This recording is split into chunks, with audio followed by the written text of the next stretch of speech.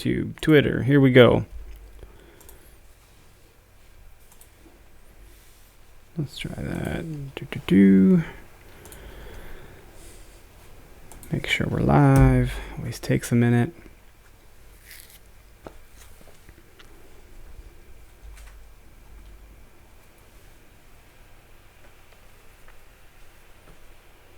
All right, we're live on the Where to Hunt podcast, back for another week. You're probably sick of us. This is the okayest podcast in the Midwest. I'm Eric and Greg here. Thanks for tuning in. Glad you can put up with us for another week. Yes, sir. Hey, thanks everybody for tuning back in. This is the live portion of the podcast. So before we get started and introduce our guest, call out to our sponsors, title sponsor, Backwoods Grind Coffee, backwoodsgrind.com. If you go to backwoodsgrind.com, take a good whiff. Just smell.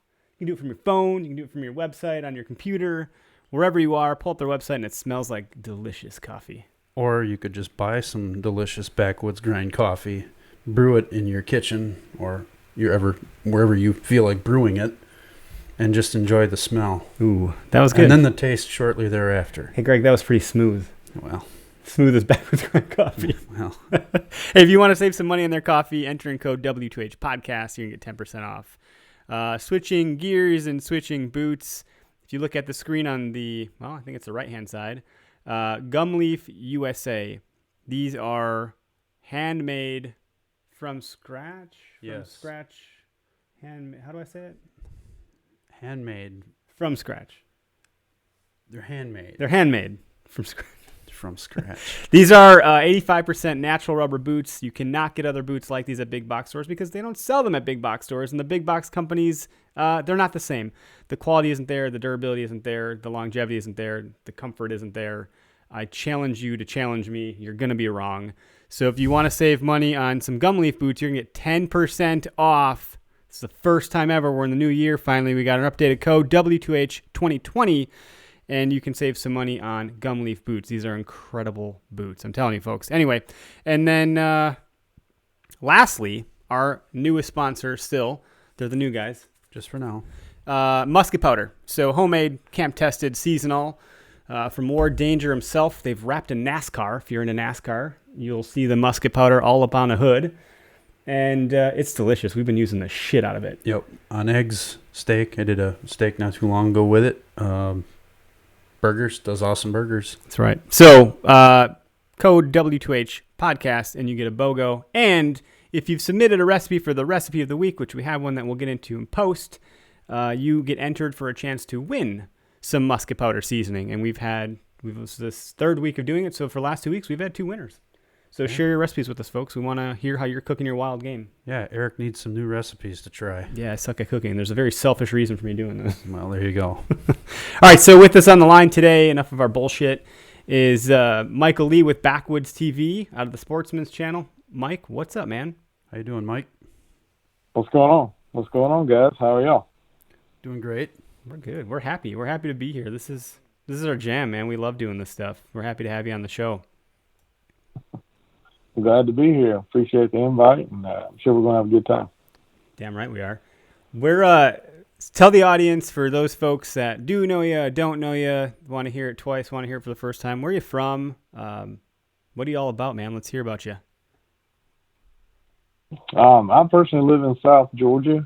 Born and raised down here in this part of the world.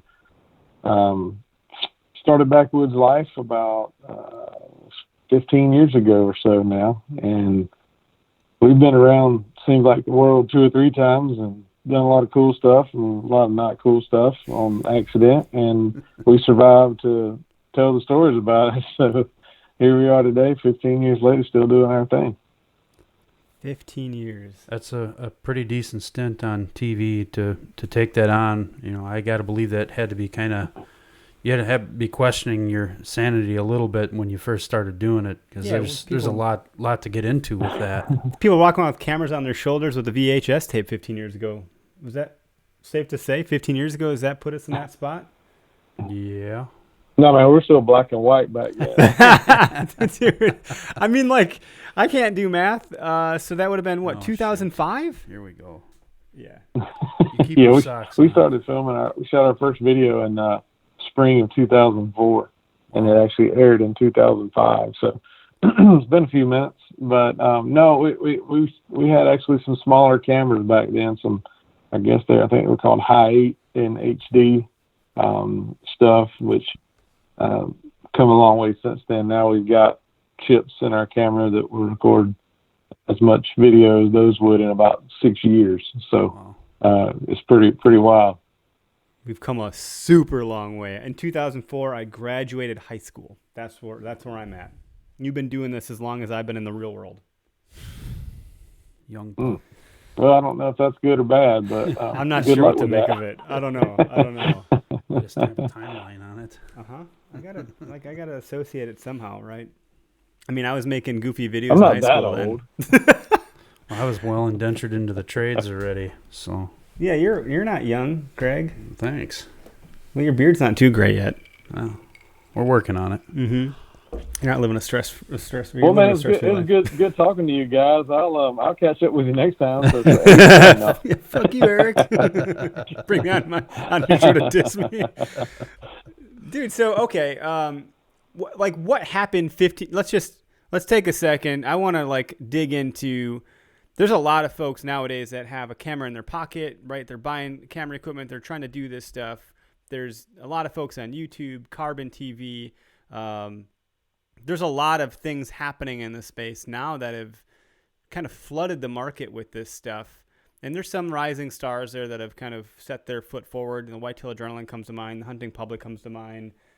Chase Nation comes to mind. There's some new players here, but let's rewind all the way back to the VHS days when it was Dan Infalt was one of the ones that came to mind back then. He was Blood Brothers or something, I think.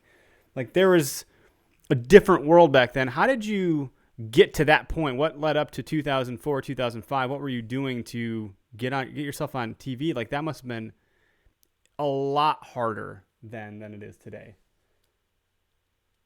Yes and no. I mean, it depends. We'll carbon date this thing back all the way to when I was growing up. I'm watching, Real Tree Guys and Mossy Oak, and sure. Back on network they used to have called TNN, which you had basically one night a week. I think it was Sunday nights. You had a few fishing shows and a few hunting shows.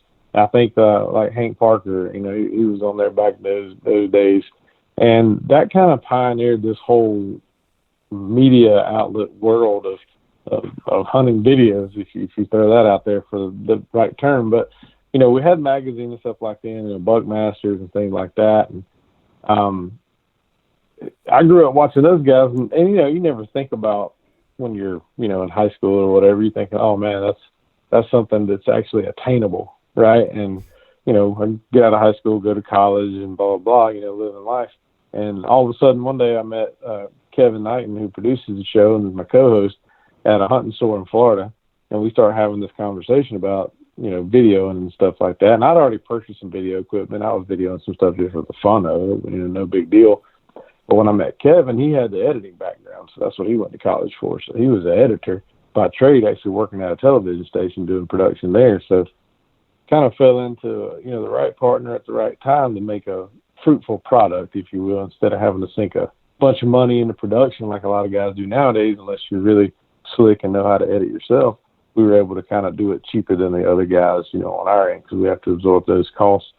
So anyway, fast forward, to those days, and 1 year into it, we were on our regional networks, regional Fox networks down here in the Southeast. We were on 3 different networks of those, whenever we could get an airtime to be on. Sometimes it's Thursday mornings at 6 a.m. or Saturday morning at 11 a.m. Who knows? So just trying to get stuff out there. And after a year doing that, we had these national networks contacting us, because back then they were really thirsting for more shows to fill their grids, because you had, 2 or 3 networks trying to, hit the ground running and fill their slots in with good shows that people would actually turn over there and watch and not have to run infomercials. And the demand was there. You still had to go pay your dues, and I mean, the stuff isn't handed to you on a silver platter. They're not knocking on your door like, hey, Mr. Lee, would you like to film and hunt for a living? Because it just doesn't work that way. I mean, it took years and years of grinding away, wondering if we were going to be able to pay the light bill before we actually made $1 off this thing. It's a true grind, man. Wow. That's the shit that I love to hear. It seems to be that people think folks just become these overnight successes. You had to do this for a long time before someone even began to recognize you. And that tells me that you loved what you were doing, because you wouldn't just do that shit to suffer. Maybe you're one of those folks. You can't all be David Goggins, I suppose. I started this thing when I was 24, 25 years old, and it's one of those that, you see something that you never thought you'd be able to do kind of sitting in front of you. You're like, well, as long as I don't lose my house and my family over this thing, let me go see what I can do.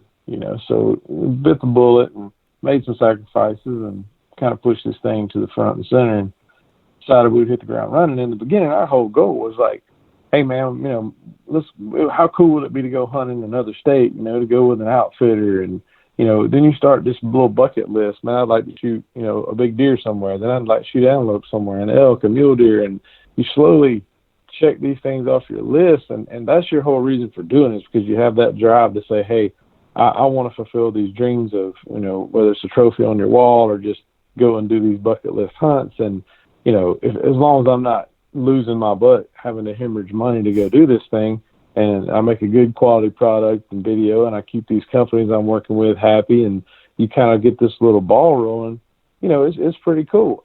But like any other business, you do that for 4 or 5 years, you're like, okay, I got to at least get some monetary thing out of this deal if it's going to be a legitimate business. And if you don't believe me, ask the IRS. They're kind of a fan of that. Yeah, they don't want to keep writing shit off with a reporting income. Right. They'll give you a couple years, and then they're like, hey, all right.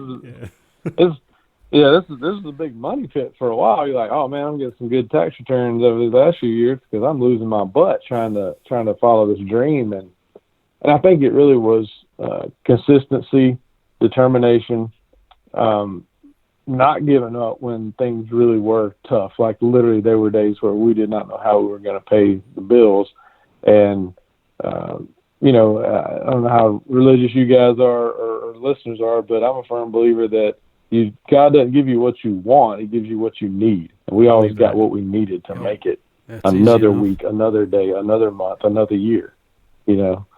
So we kind of kept pushing and pushing and pushing. And I think at the beginning we were too dumb to quit, and now we've been in it too long to quit. So I don't really know what the outcome's going to be.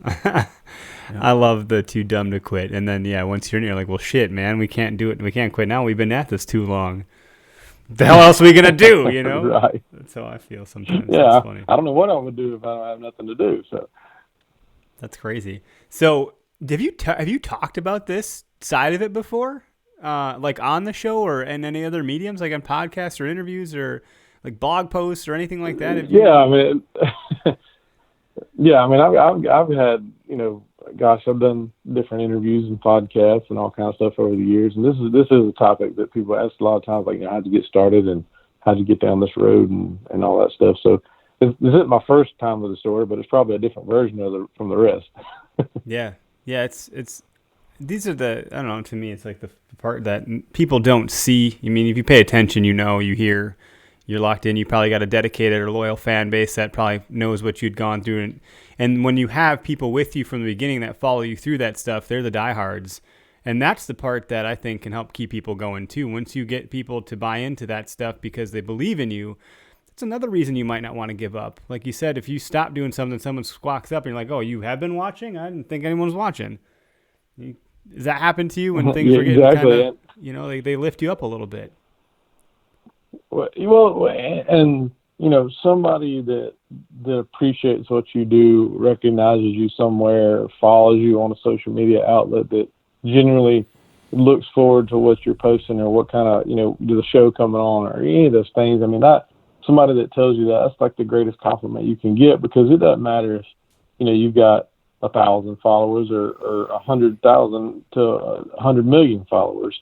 It's all about what you're doing with that audience. Are you affecting people in a positive way? And, you're really pushing things out there that are real. So everybody's got their days. I mean, if you follow my stuff on social media, there's some days you're like, yeah, Michael's having a bad day today. Somebody, got him sideways about something, and he made this post and just trying to make a point, blah, blah, blah.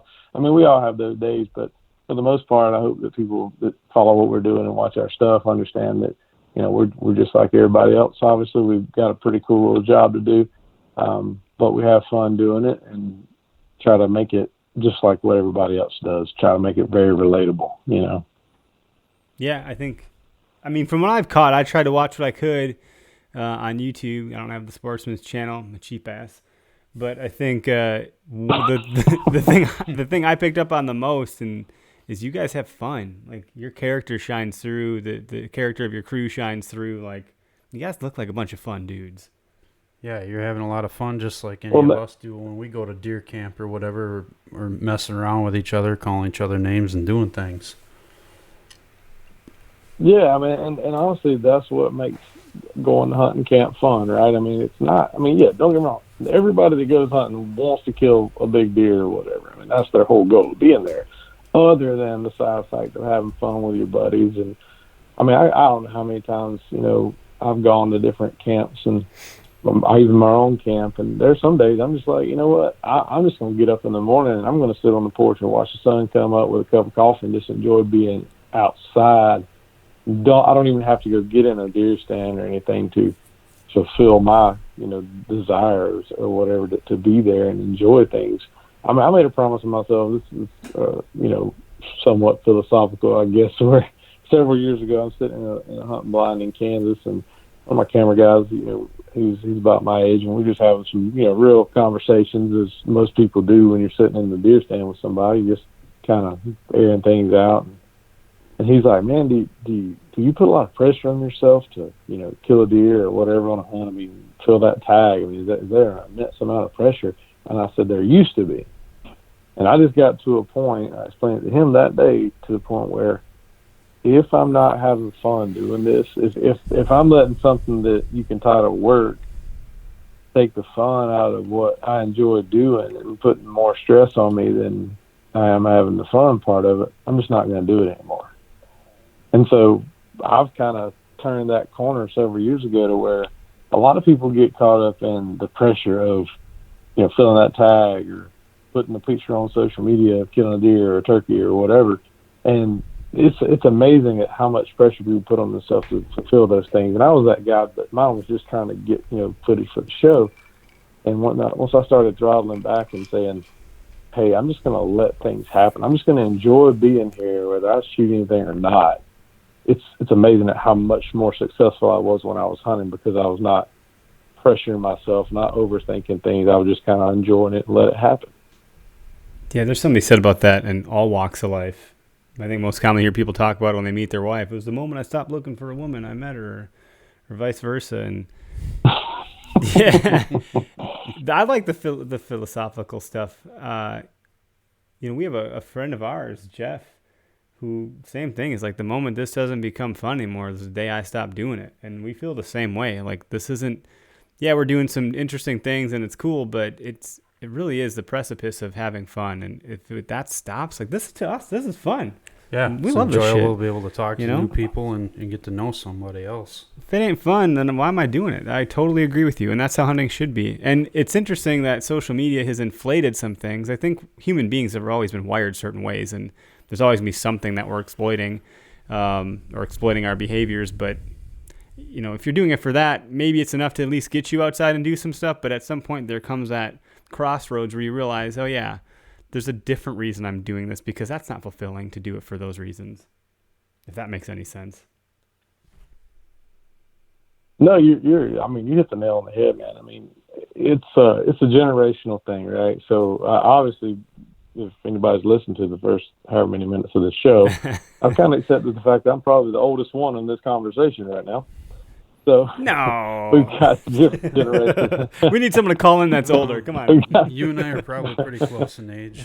Hey, Dad, if you're listening, will you call in right now and make me feel better about myself?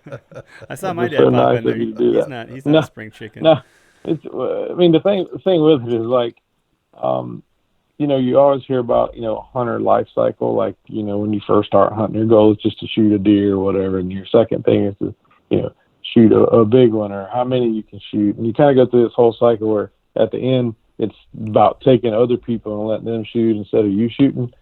I'm not there. I'm not even close to that right now because I still like to see stuff die by my own hands. Of course, in a outdoor setting, that is.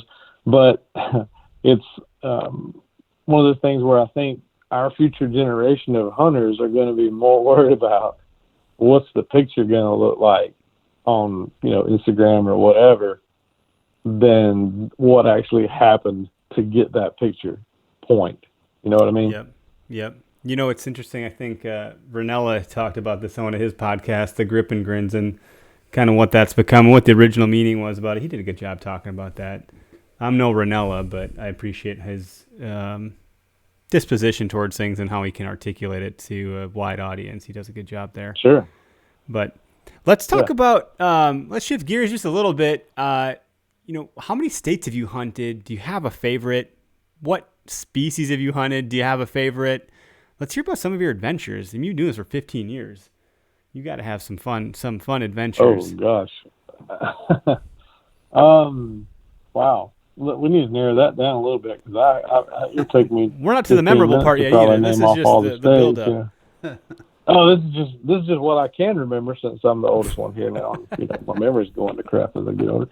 So, no. I mean, I've been lucky. I've had a lot of great hunts all over the country. I mean, just pick a state, that you've heard of as a hunting state. One of the big ones, if you will. I've probably been there at least multiple times. Actually, I'm flying out tomorrow night, going to Texas for a last minute deer hunt down in South Texas. And Texas is one of my favorite places to go. One, because the weather's usually pretty good as far as not being freezing your butt off, and two, it's a target-rich environment. But it's not for everybody. Hunting in Texas is not like hunting in Ohio, and hunting in Ohio is not like hunting in South Dakota, So I don't have a favorite. I mean, I like seeing different things. I like hunting different things. I like different terrains. And of course, you crossing paths with different people, and obviously different food all over the country. That's the fun part of what we do too. I mean, you might get to eat a steak in Kansas, and you got fresh walleye or something in South Dakota that's awesome. You never know. It's always an adventure. It's kind of cool. It's kind of cool. So there's different spots that as you come back to different places, like, oh yeah, this is my spot in this state, or I'm excited to go here for this reason. Mm-hmm. Different restaurants and shit like that. That's kind of neat. Well, a prime example is, you asked about Wisconsin before we got on the air. So I've hunted up there before. I've hunted up there, a lot of times, and we've got a good friend of ours that we hunt with up there. And one of our things is if we're up there on a Friday, we go to this little local lake, fish fry, and we go to the fish fry. Yes. That's the thing, right? That's a Wisconsin thing. And maybe it's just a northern thing because, down here in the South, you just eat fish like every day if you want to. I mean, it's just go eat catfish every day. That's part of life. But, in you guys' neck of the woods, that was something that maybe for local people it's not that big a deal, but for us, we're like, oh man, we're going to the fish fry tonight, and we get all excited about that on Friday night in Wisconsin. So here you go. Cool. You do it with a brandy old fashioned or whiskey old fashioned. That's like a staple alongside of the fish fry. If you go to some like dingy old restaurant, you go to an old supper club, and that's what you have. Yeah, gotta get a brandy old fashioned, a fish fry with potato pancakes. That's the jam. Yep. All right, so I wish I'd talked to you guys sooner, so I've been missing out. So now I need to know I got to execute this thing to the fullest extent next year. Yeah, you gotta know your taste. Is it brandy or whiskey? If whiskey's your taste, you go with the whiskey old fashioned. If you like it a little sweeter, you go with the brandy. Have you had an old fashioned? Do you know what that is? So. Oh yeah. Okay. Absolutely. I've got the stuff to make it in my refrigerator right now. Boom. See, I'm culturally like just an asshat. Like, do you know what a brandy old fashioned is? You're like, shut up, Eric. I'm older than you. Of course, I fucking know what a brandy old fashioned is. I didn't know if I was talking to my grandpa or what. Yeah, well, I'm sitting here drinking scotch. My wife calls me an old man every day. She's like, what are you, 90? Who sits there and drinks scotch? I'm like, I do. Look at this chair in this room. It's from 1970. I love it. For those that are not watching the podcast and hearing it for the first time, there's the weird chair, I call it. It sits in this room. It's Eddie's bed, the dog. It is where the dog goes and resides whenever he comes in here. Surprised he hasn't broke the door. He's been kicked out. Yeah, he just is annoying. He's a problem. He's a big distraction. He's distracting us. He's not even in here. Damn dog. He won. Damn dogs. Uh-huh. Yeah. Well, okay, so you're going to Texas soon. What are you hunting there? Are you hunting muleys, or what do you got going on in Texas? This whitetail. We're whitetail hunting. We're flying out tomorrow night. We'll start hunting Thursday sometime. We're hunting with our friends Bonnie and Mike McFerrin with Legends of the Fall down on their place, and I'm pretty excited about it. We've gone out there and turkey hunted a couple of years with them, and they invited us to come out and deer hunt. So, by golly, when you get an invite to go to Texas deer hunt, my best advice is to take it. Nice. I haven't been. I haven't hunted anywhere else other than Wisconsin. I'm kind of Do you partake in some hog hunting while you're down there too? Absolutely. I hear it's just a ton of fun. Yeah. Our goal is to kill. It's Mike does it right. A lot of times what we'll do is he's got a Jeep down there on the ranch, and if you guys may not know a lot about Texas hunting, but for the bulk of things, people always have a truck or a Jeep or a side-by-side, whatever, UTV, and they have a spreader on there. They fill it up with corn, and they go spread corn in the roads or wherever you're going to hunt. Sure. I mean, that's how you do most of Texas. It's just the way it is.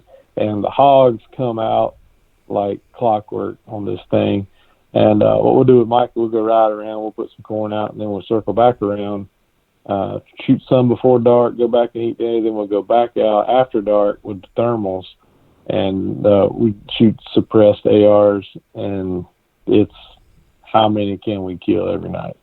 Yeah, well, they're kind of a nuisance. They are a nuisance down there. They want to get rid of as many as possible because they're not of a native species. They're invasive. Yeah, and they damage a lot of the environment. Yeah, it's bad. I mean, you have to see some of the damage they do. And we've got them here in Georgia. They're bad here too. I've kind of come to the realization there's two kind of places. There's places that have hogs, and there's places that don't have hogs yet, but they're coming. Sure. We got them here in Wisconsin, but apparently along like the Mississippi, and they've been deemed invasive and you can kill them, right? They're in season all year round, but I haven't seen one ever. No. And I hunt out there, and I'm like, where are these things? These feral hogs. Consider yourself lucky. Yeah. Well, what they do to the watersheds and stuff is awful. You know. What do? They tear them up. They crap in them. They just make it disgusting. They just make it disgusting. They make it inhabitable. For wildlife, for native wildlife. So, yeah, you want to drink from a stream, you can't really drink from a stream if hogs are around. Just you worry about getting sick. I mean, the last time I drank from a stream was in the Boundary Waters. I hope they don't go up there. I don't think they could live in the cold. And you said you're shooting these things at night sometimes with ARs, with freaking night vision? That's got to be, like, what the hell's more fun than that? Are you using tracer rounds when you shoot them too? Well, like tracer rounds. Shot tracer rounds. You want to talk about fucking fun at night? Shooting tracer rounds is a real hoot. Yeah, we've done that before. Oh my god, that just sounds like just havoc in the best way possible. By all means necessary. God, remove the species. Are you doing so? Okay. Some of the other hunts that you're doing, are you gun? Are you archery? Are you both? Like when? How? Like what do you like to do when you're doing that? Like what's your weapon of choice? What's your species of choice? Sounds like you like whitetail. We love whitetail. Oh, I just say yes to all the above. This actual pass, which primarily what we do is whitetail hunt and turkey hunt. That's kind of our bread and butter. Of course, with just what. Mostly, to be honest with you, what people want to see. I mean, our whitetail shows get the best ratings on television out of everything. In springtime, a little bit of turkey hunting goes a long way too for entertainment value. But the problem with turkeys is most times they all look alike until you get you shoot one and you actually this one's got an inch longer beard or a quarter inch longer spurs. I mean, it's just having fun and get them in there close and getting a shot. This past deer season, I shot deer with a crossbow, with a compound bow, with a rifle. So I kind of covered everything this past fall. So I guess my best answer is yeah. I like to hunt with anything, with everything, and I will hunt anything. How's that? That's a good answer. Yeah. Great. You're kind of an all around guy. Turkey season's coming up here in April. When did you pull your tag for? My tag actually is pulled for the end of April, beginning of May. My season kind of goes from the end to the beginning there. So I got third period, but I might pick up an extra tag if I can get one for the end of season. That's what I did last year. I didn't draw a tag, so I just went and bought one, and I got one for the last week, and I had a lot of action. I had a lot of birds around, so it was fun. Came close. Saw deer, saw coyotes. It was pretty neat. Mike, do you so for us here in Wisconsin, like we hunt in Wisconsin, we're Wisconsinites, like we drink brandy old fashions and eat fish fries. We hunt whitetail. Like we got 2 seasons of track. Whitetail season in September all the way through January, bow, and then guns in there, and then bow again, and then turkey is spring and then fall. It's pretty easy for us to track.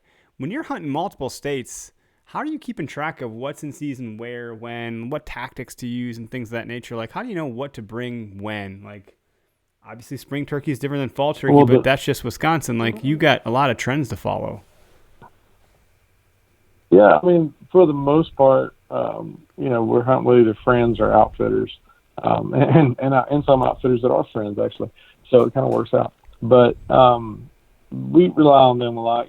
Hey, what dates we kind of set up our schedule, what dates we want to go where, and what to do what. And we've hunted enough places over the years. We know that your antelope and your elk, your mule deer. I mean, that's going to be a lot of early season possibilities. Sometimes in August. September, October, and then you get a couple of those seasons that run all the way to November, depending on what state. And then, of course, whitetails really kick off hard, mid, late October, November, into December. And then it's just kind of where do you want to go? It kind of boils down to that, and what do you want to try to hunt, and what we draw tags for. I mean, we put in different states and have preference points in different states and just see what we draw, and then we kind of fill in our schedule from there. I mean, it's kind of a organized mess for a while. So we're trying to coordinate. We're going to bow hunt early season here, and then you're going to rifle hunt here, and you're going to muzzleloader hunt here, and you just kind of have to run that gauntlet for a while. So your calendar is pretty much filled for the year essentially. You're just going here, then here, there. I'm saying this all backwards. No, well, there then. Essentially, yeah. If you draw an elk tag and a coveted elk tag in Arizona or New Mexico or something, that's going on the calendar, and it's probably going to be one of the most prioritized hunts. And then you fill in with some whitetail in between. Mm-hmm. It's kind of cool. I would imagine after 15 years of doing it, you got, like you said, it's kind of a beautiful mess, or however you described it, controlled chaos. But at some point, it sounds like there's a bit of a rotation. Like, all right, how are we doing it this year? What are we going to draw for? What are we going to put in for? Where do you guys want to go? So there's still a little bit of like, there's one, but then there's still like, what can you get away with? Yeah, and from our standpoint, I mean, we look at the draw states first. Like you mentioned, Arizona. I mean, that's one that we've been putting in for elk and mule deer. I've got points for Wyoming for elk, and it's just a matter of putting in and finding the right place to go to draw there. We put in like Iowa. You can draw a gun tag every other year. Archery every 4 or 5 years. So those kind of are the ones you have first priority because they take so much effort and time to get. And then when you put those on your schedule, it's pretty easy to fill in with whitetail stuff. I mean, if we're here hunting here in Georgia, we're going to get a show or two out of here for deer and turkeys on our places. And we got buddies, we'll hunt early season, like Kentucky. Sometimes we'll hit Ohio early. We got Missouri we go to. Of course, Texas, we got 2 or 3 places there we bounce around and go to. Just fun times. Even in North Texas, we got a spot where we can hunt mule deer and whitetail at the same time. So that's a early season, little honey hole. So, we kind of fill all this stuff out and kind of plan our sequence of events, because most of the time we're filming, we're documenting this stuff in kind of order the way it happens, of course, and the shows air kind of sequentially to that, depending on success, of course. But it's kind of, like I said, I mean, you're running kind of a gauntlet of time, because what sucks about what we do is November is like a great time to be everywhere. Yeah, So certainly it's really is. hard to hit we everywhere at one pick? time. Yeah, that's a good point.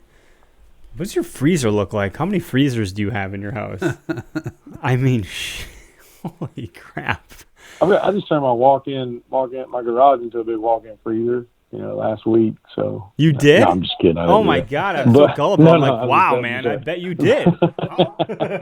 Gotcha. Hook, line, No, and sinker. a lot of these trips, sometimes we fly somewhere, can't really get meat back, or honestly, it's not cost effective to get it back that way, ship it back. So, we'll donate that to, hush programs or, locals that, outfitters know, need some food. So we give a lot back that way. Most of the deer that I have here in turkeys in my freezer here at home are stuff that, here at home or states that are pretty close that we drive to, fill up the freezer that way. So it's not hard to get deer meat down here in Georgia. Really, you can shoot we can shoot 12 actually on our tag here, so you can get pretty quick to fill the freezer doing it that way. Oh, shit. I don't know. That's cool. What about? Are you doing anything with like alligators or crocodiles or whatever the hell's down that way? I gotta ask. I shot several alligators over the years. We kind of stopped doing it. It got harder and harder to kill the bigger ones because we got down to Florida, since it's right here close most of the time, and we killed some big ones. We killed some 10, 12-foot gators, but it's one of those where I guess the best way to put it is I've been there, done that, got the T-shirt, and after you're staying up all night hunting these things for a few nights, you're like, you know what, that was fun. I'm gonna go back to doing like normal people daytime stuff. Right. Nice. Normal people daytime stuff. And that's just it. Just being like, we don't have things to be afraid of in the water up here. So I just wondering, we swim in a lake and maybe you get a leash on your leg and that's it. Down there, you got all sorts of things to watch out for, and there's more types of game to hunt too. So I just thought it was kind of interesting. Oh yeah, man. I mean, literally down here, there's something to hunt all year. Between hogs and stuff like that, you got something to hunt all the time. It's just when the weather gets warm down here, you really don't want to be out there. It's pretty bad. Yeah. Our buddy Jared, he's with Our Tracks. He jokes and he always says, I'm more southern than cornbread, which I love it when he says stuff in an accent because I think it's cool. And that saying is funny, but he got a whitetail early season last year, and he quartered it up and packed it out because he's like, dude, it's too hot down here. He's down in Arkansas, and I think it's Arkansas. Yeah. That's just a different thing. Like, we got to deal with some extreme cold up here, and it gets hot early season sometimes. I won't go out in it. I just can't handle the mosquitoes. I'm a big baby about the bugs, but I'll take the cold. So, you can layer up. So when it's hot up there early season, what is it, like 80? Yeah, it's mid. It could be 80, 85. I think what was it? First weekend of September, I went out. I didn't go opening day. I went the second day, and it was like 83 out, but the humidity was ridiculous. And walking in, the mosquitoes weren't bad because the breeze was up, blowing about 15 miles an hour, and then it calmed down, and as soon as it did, the mosquitoes came out of everywhere that they could, and they carry you right out of the tree. So, that's a big note for me. That's a big note. That's cute. What do you got down by you? Let's hear it. I knew that's why you were asking. Usually opening day of bow season years, it's going to be in the 90s, no doubt. Yep. With probably 100% humidity. The mosquitoes aren't out because it's just too hot. They freaking die. It seems like they melt when it's that hot too. So it's usually, in all truthfulness, I don't usually go early season here. It's just so bad, man. I've been out days it was 98 degrees and really questioned my sanity. I shot one buck a couple years ago on opening day, and it was really warm. It was probably 90, 92. Then that's the closest I've ever come to having a heat stroke, heat exhaustion. I shot the deer and we're tracking the deer, and it's just so hot. I wasn't right in the head for a little while, which is that's about normal. But this time, the next day I woke up and I was just like, man, that was bad. That's not a good idea. And I honestly wish they would push opening of deer season back down here, just so we could maybe get some more time on the back end when it's actually, better weather. But it's kind of dangerous to be out there between the snakes and the heat and everything. Yeah, snakes too, and the heat. So like, how do you deal with an animal when it's that hot? Like, how much time do you have before the meat spoils? Not a lot. Like, you got to act quick in that weather, and like the flies and the maggots and all that shit. Like, man. Flies and what's maggots come crazy with is, rot. like down here, I mean, don't get me wrong. I mean, the flies can be bad or whatever, but it's not. It's weird. It's like I've hunted everywhere, all over the country and stuff like that. But and honestly, when I hunt in Wisconsin, we've shot deer up there, and the guys we hunt with, like, all right, we're through taking a picture of the deer. We're going to gut it right now, like immediately. Like there's no waiting around. And it might be 20 degrees outside, but we're still field dressing that deer right there. We got to get it out.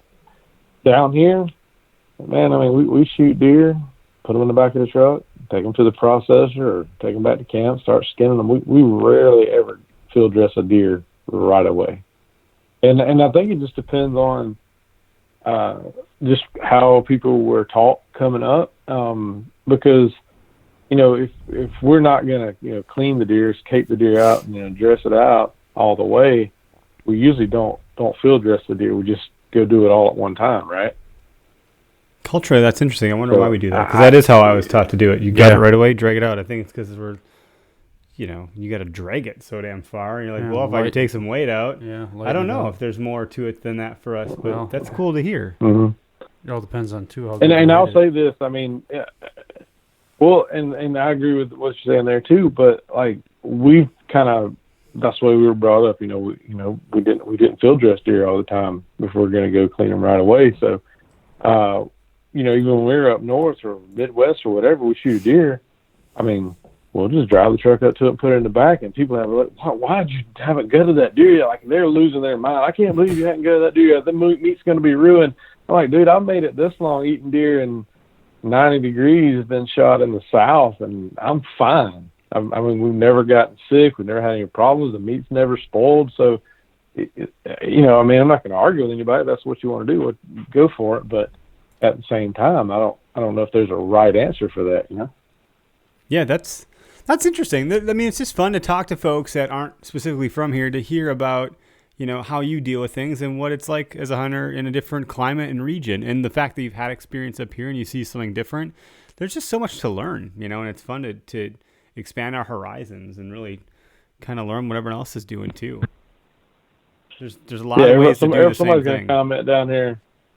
Yeah, they're going to, I can hear the comments on this thing now. Man, I can't believe that redneck from the South. They don't even gut deer down there. They're stupid. I haven't seen any comments come through yet. I'm watching them.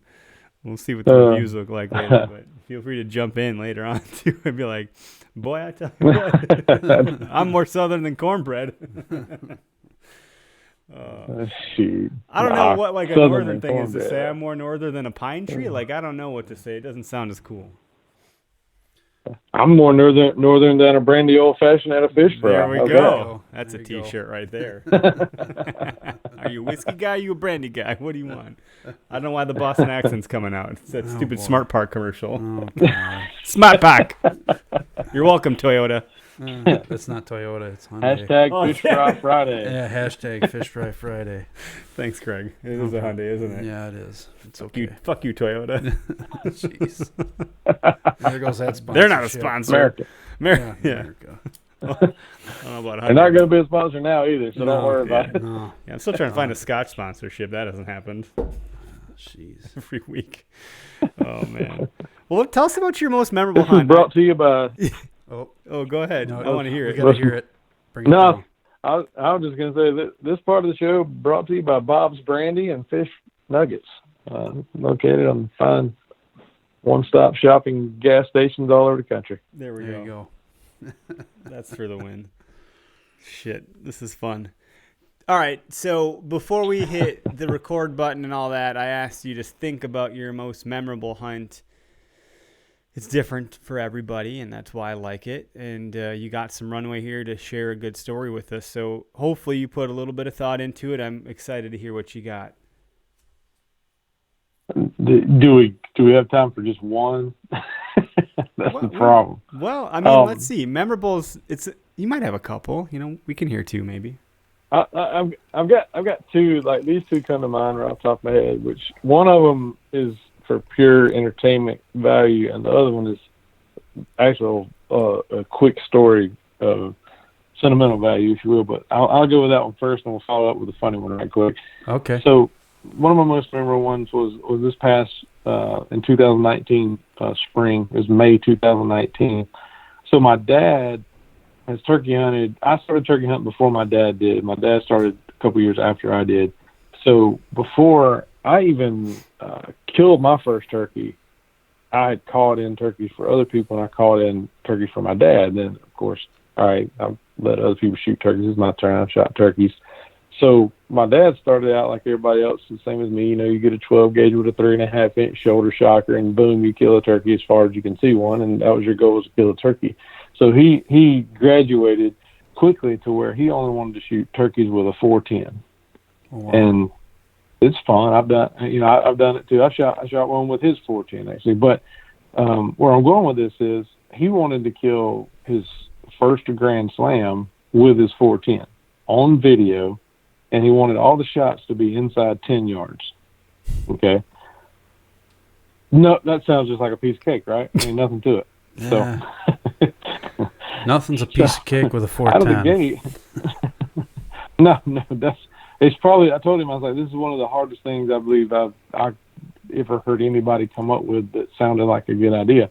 So we learned quickly that his 410, the effective range is at maximum about 20 yards to 25 yards if you're very lucky, because the first two birds that we called in came in, and one of them's full strut, one's kind of feeding around. They're coming in.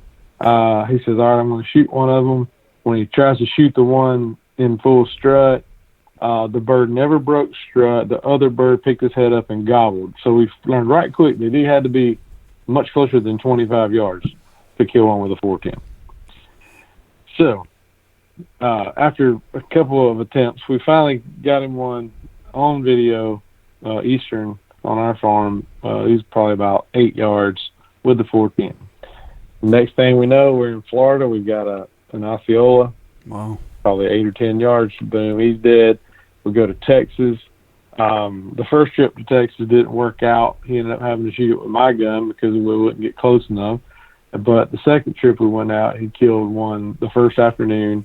Turkey comes into decoy at about 8 yards, struts around the decoy for 10 minutes on film, and we kill it. So he's got 3 of his 4 for the Grand Slam. And so last year we go to South Dakota, and it took us about 14 hours of traveling, flying, and everything to get to where we were going to hunt. We got up the next morning, and we killed a double on video at 7 yards in 20 minutes of hunting, and that completed the Grand Slam with the 410 inside 10 yards, all on video, and that was his first Grand Slam. That's cool. Damn. That's awesome. Right.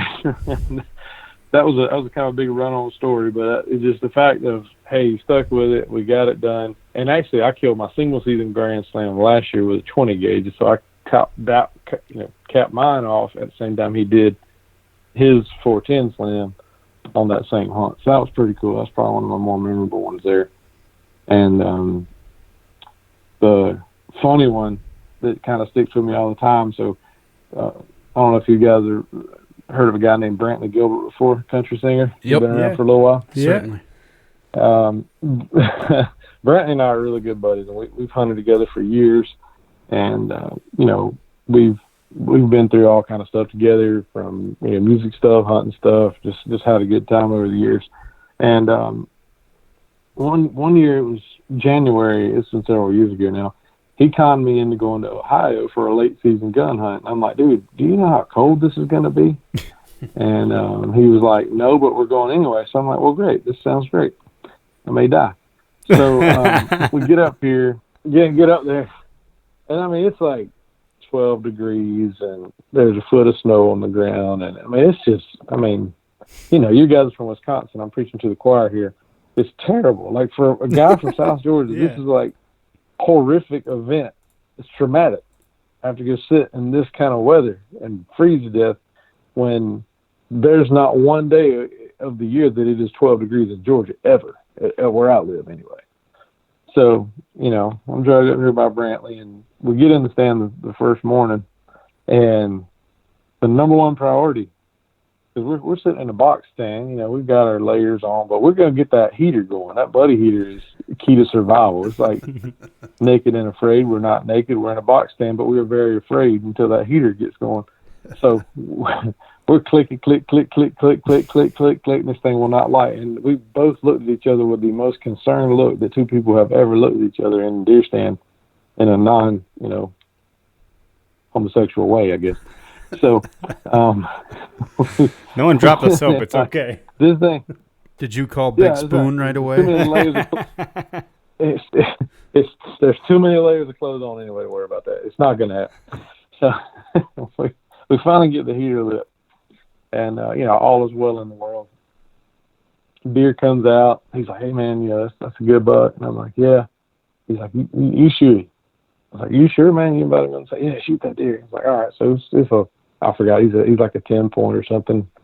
Shoot him, and he goes over there and falls. Man, we're high five and everything's cool. And then we climb down out of this box blind. It's only 5 or 6 feet off the ground. We get down, and I get the camera, and he's like, "Hey man, get the camera rolling." I said, "What are you talking about?" So get the camera rolling and pointed at the stand.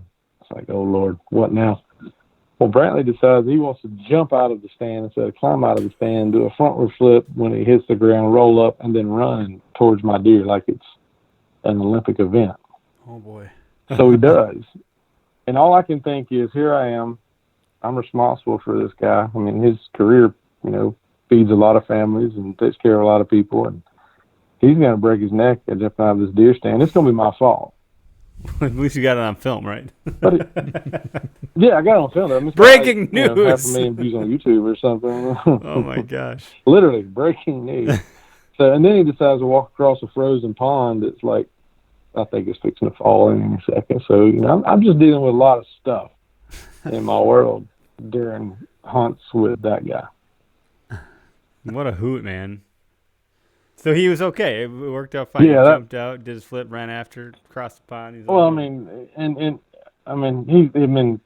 I question his mental stability on an annual basis. So, other than that, yeah, he's probably all right. That's funny. Dude, what a ride that must be, huh? That's the shit though. Well, like that, you will remember that forever. You'd be like, you crazy fucker, for the rest of your life. You'd be like, remember that time? Yeah, I'm like, dude, remember that time you jumped out of the stand and like gave me a heart attack because I didn't know what you were doing? And he'll be like, I can't believe you let me do that. You'd be like, out what? of the two of us. He's like, man, my back's still messed up from you letting me do that. Like, well, there wasn't a whole lot of letting going on, but you did it anyway. So, but that's just a normal day when we hunt. So sounds like good times. We got a couple questions that came through, no calls, but Dan Young wanted to know what your favorite turkey call is.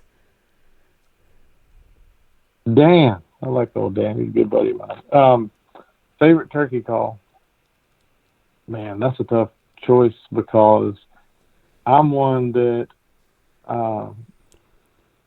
I've got a buddy of mine down here that he makes some mouth calls for me, and he gave me some a couple years ago, and I'm like, that's all I use most time with a mouth call, and it's one of those where mouth call is going to last me about 2 weeks of turkey season, because when I get up in the morning, I get in the woods, I put the mouth call in my mouth, I take it out to eat, and I put it back in, and that was like with me all the time. So I don't really have a favorite. I like any call out there that's got like a split V cut, a triple reed, a ghost cut's pretty good depending on how tight the reeds are, stuff like that. I just like a raspy call. It seems like these birds down here in the South especially, they like that raspy stuff. And then, depending on where you're hunting at, they like a little bit different pitch here and there. But our buddies over at Lynch Mob Calls, they make some good stuff. They came up with some really good mouth calls last year. Do you use a mouth call, Greg? Yeah, think. I've tried a couple different brands. I've tried Zinc. I've tried Hunter Specialties. I tried another brand last year that was pretty good, but most of the time it's a split V type call. It's a little bit raspier. Mm-hmm. I don't know why. I like the way it sounds better. Otherwise, if I'm having issues with one of my mouth calls, my backup's usually my old box call that I've had since I was a kid. Yeah, it's I've had it forever, and it goes with me everywhere I go as a backup just in case. So, yeah. Yeah, I mean, another people out there listening, I'd try a shipwreck cut. That's a good one to try. Triple reed is usually what a lot of people can learn to call on better. It's like they seem to roll over a lot easier. Yeah, they don't take as much air to roll them over and get them going. Yeah. It depends on how tight the calls are stretched. A lot of guys stretch them really tight because the more you use them, they're going to loosen up. So what you don't want to happen is get a call that sounds really good as soon as you put it in your mouth, because later it's going to stretch and probably lose its tone. Yep. If you got one to start with that's really tight and you kind of run it a little while, it's going to you need to really kind of break it in, and then you're probably going to have a good call for the whole season there. Yeah. So we got Andrew Harris commented and said, Michael Lee can call a turkey on a crayon box with a crayon stick. He's just that good. And then Dan asked, what's the stinkiest cooler you ever cleaned with a cooler reviver? Oh, God almighty, dude. Your fan base coming in. Lethal Products.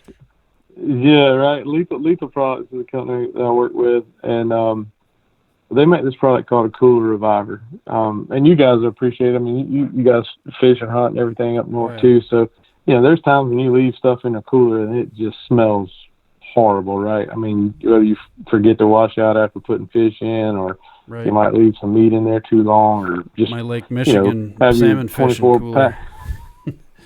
Yeah, that one starts to stink ripe. Mm-hmm. Yeah. Or you forget and leave all your beer that's half drunk and drank, and sandwiches, and when you had too many on a Saturday. But I did some of the testing for this product called a cooler reviver. That's what it's called. And when we did testing on it, we got a mullet. I don't know if you guys fish. Are familiar with mullet, but mullet are probably one of the worst smelling fish on the planet, like the fishiest fish you can have. And we put a dead mullet in there, left it for probably 2 days outside here in the Georgia heat. Yuck. And it was not very pleasant. Yeah, not very pleasant at all. So, but we used a cooler reviver on it. We emptied the fish out, poured out the creative juices that were flowing from the inside of the fish, and sprayed it with the cooler reviver, and it knocked the scent down probably 90%. Then we poured some more in there with some water, let it sit for a few more hours, and I still use that cooler for ice, today.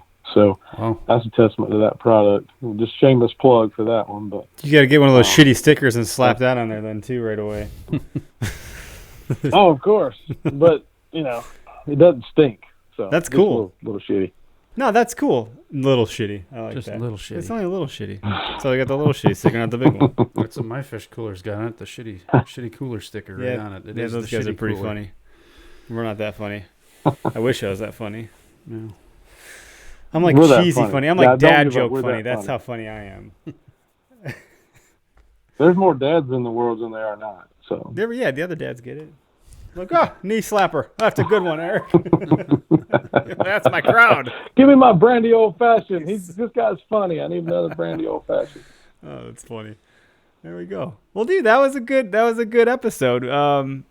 Folks that tuned in live, we had quite a few tuning in. I think some of those folks were your audience, some of them were ours, and some good cross-pollination there. Thanks, everybody, for tuning in. Where can folks tune in? When can they tune in? How can they tune in? Let's get another shameless plug in to make sure people know where to find you. Well, always go to backwoodslife.com. It's got all our information on there. We're on just about every social media outlet and on demand. You can consume a lot of our content, watch all our videos on YouTube. We got Instagram TV, our Facebook page. We've got over 1 million followers now on Facebook. We roll out videos. We try to roll out some kind of short form hunting content every week on there or multiple times a week.